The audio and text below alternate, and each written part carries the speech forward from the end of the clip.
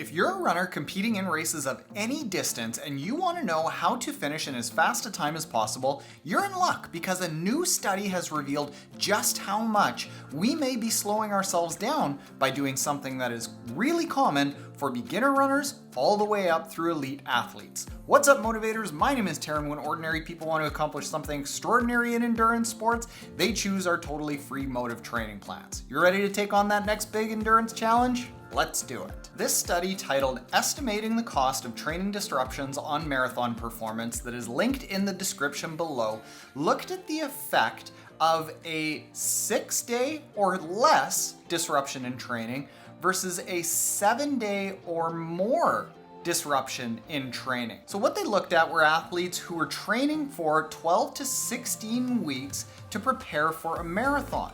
And what they did was they looked at illness, injury, or motivational issues that caused a disruption in training and how many days that training was disrupted for.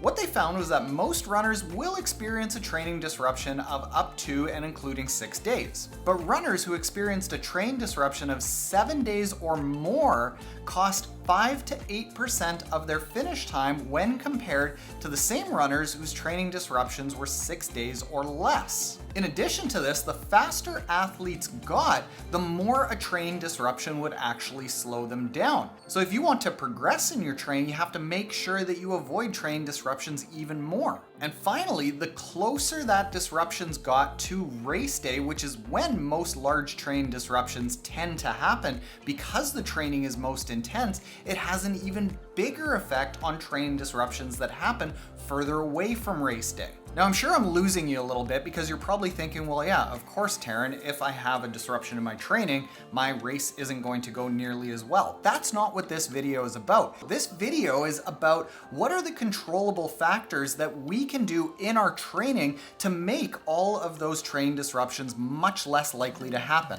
And I believe that there are 4 huge ones that we can all do to improve our chances of getting to that race day and having our best running race possible. The first thing that we need to do is prevent injuries at all costs. And this is obvious, but there are 2 major ways that we can do this that a lot of people don't know about. The very best way to prevent as many running injuries as possible is to actually train way less than you think you're capable of.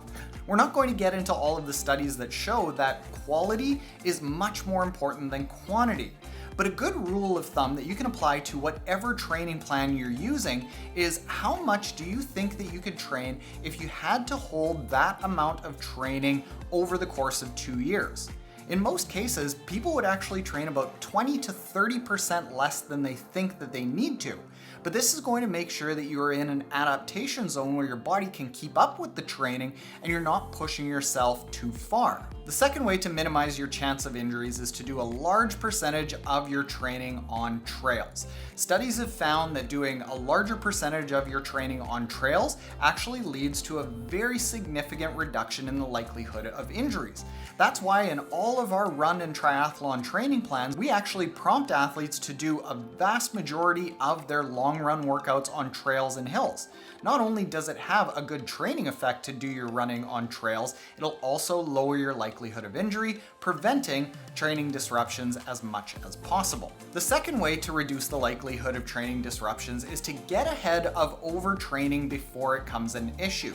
And this is very similar to preventing injuries, but it's more on the motivational side of things. We want to avoid getting to the point where we feel like we need to take several days off, because as soon as there is an opportunity or an excuse to take several days off, if we're dipping into overtraining, our motivation is going to plummet and we are probably going to miss a lot of training.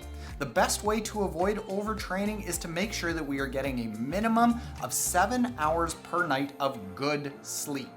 Now, when I say 7 hours per night of good sleep, we have to be honest with ourselves. Because quite often when I'm speaking with athletes who have plateaued or are battling injuries, I'll say, how do you sleep? And they'll say, oh, I sleep really well. But then when we start getting into the specifics of what time do you go into bed? What do you do right before bed? Do you get up in the middle of the night? Do you find that you have a hard time getting back to sleep? People might be in their bed for 7 hours, but they might only be getting 5 hours of sleep if they're tossing and turning or waking up in the middle of the night. So there needs to be 7 continuous hours or more of good sleep to keep up with our training. The second way to avoid overtraining is a little bit more sophisticated. We've talked about it in other videos. I'll link to some videos about this at the end of this video. It's to dive into HRV and monitoring your heart rate variability through something like a Whoop strap, an Oura ring, or a Garmin watch. And what you want to do is take your heart rate variability reading and track it every single day. Take the recent 7-day average of your heart rate variability readings and compare it to your recent 30-day average of your heart rate variability readings. If you find that your 7-day average dips under your 30-day average, what it means is that your acute training load, what you're doing right here and now in the last several days, is more than what your body has trained itself to be able to accomplish. Like I said, I'll link to a more in-depth video on that at the end of this video. The third thing that we need to do is to make sure that we don't let things like travel or schedule derail our training completely. Remember, this study looked at having no training for just 7 days, and it had an effect of slowing athletes down by 5 to 8%. Now, many people will have 7 days where their schedule just falls off the map, and in a lot of cases, be too busy to actually train. In this case, what I would recommend is having at least 30 minutes a day that you can get out and train in some way, shape, or form. This might be, if you're traveling, doing a 30-minute workout in a hotel room gym. That's why in our app, we have a lot of workouts that have 30-minute versions of the workouts, so you can get in, do a good amount of work really quickly, get out, and not let the training impede your schedule or vice versa. The fourth and final thing is something we need to have a little bit of a heart-to-heart on, because you need to decide whether you want to race for speed and progress and see what you're capable of, or whether you're racing for fun. Because in a lot of cases, most people race way too much to actually make progress. Let me explain. So let's say you're somebody who likes racing a lot and you schedule a race every month or maybe a couple times a month. Well, every single time you race, it is a mini training disruption, because coming into that race, you should be taking several days off to taper for that race and several days off after the race to recover from it. Now, of course, if you're doing 5 or 10K races, you don't really need much taper or recovery, but if you're racing half marathons, half Ironmans, full marathons, full Ironmans, we are talking about weeks and weeks of taper and recovery on each side of a race, which, even though it's not an injury, it's not overtraining, it's not travel, it's not completely missing your schedule, it is a training disruption. And what happens when athletes go from race to race to race to race, constantly racing, what I find is they tend not to make any progress whatsoever, and more often than not, they tend to get a chronic overuse injury because they're never actually training in a nice progressive overload manner or recovering properly. So if you want to go and just race for fun, hey, race however you want. Probably don't even bother following a training plan, because your training plan is constantly going to be disrupted.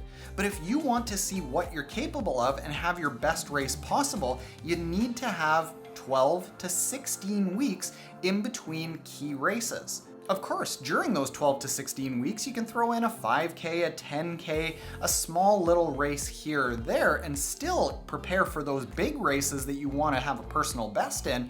But you can't have key race after key race after key race, especially when we start getting into half marathons and longer. This study proves that, and that's what I experienced in my training.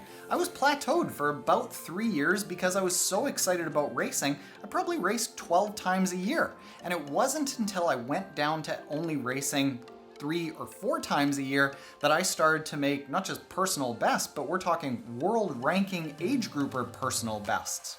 Now, of course, having a good training plan is the key to making all of this work, and a really good training plan will take care of preventing injuries, of getting ahead of overtraining, and making sure that you're not doing too much too soon, so that you can get into these races and be the best version of yourself that you want to be.